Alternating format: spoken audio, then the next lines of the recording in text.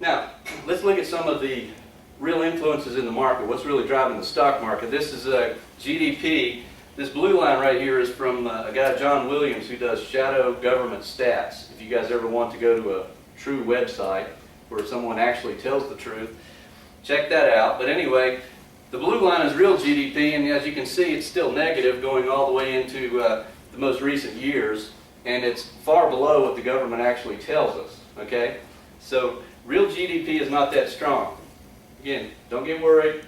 There's going to be good news at the end, trust me.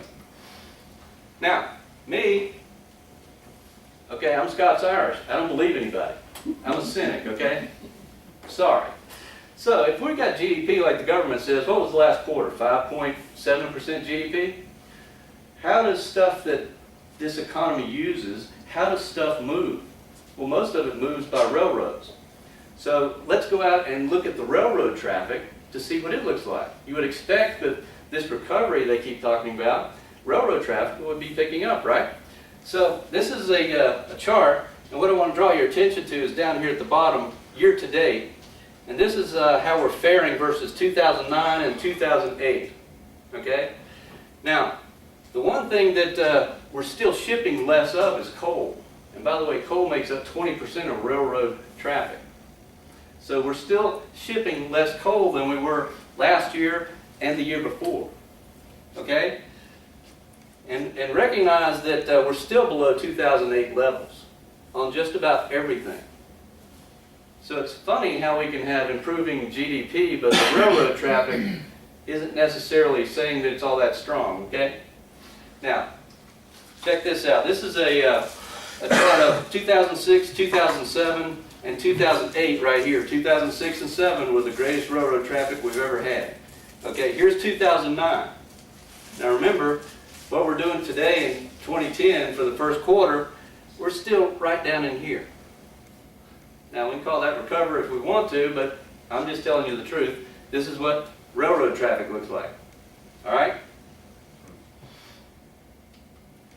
Now, here's a barometer, typically, of the economy.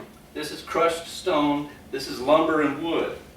All right? Typically, crushed stone is going into building, and so is lumber and wood. So if the economy is really going to improve, this is one area we could look at to see what's really happening.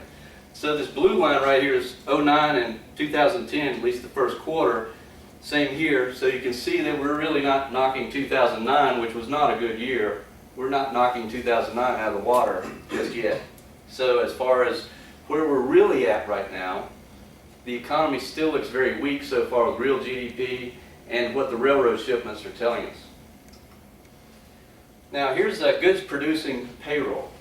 I used to use a little picture of a 1957 Fender Stratocaster guitar. In 1957, Fender Strat sold for about 89 bucks. Today they sell for about 60,000.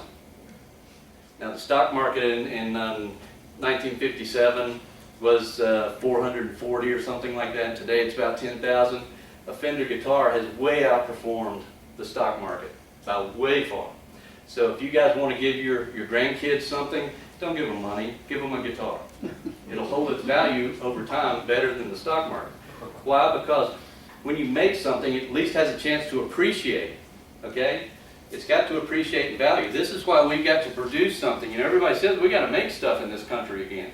They're right, we do. We need to make something. You can't have an economy that's not built on making anything. So this is the goods producing payrolls, and as you can see, this is from 1940. We're going way back down to where we were basically back in the late 1950s as far as producing something.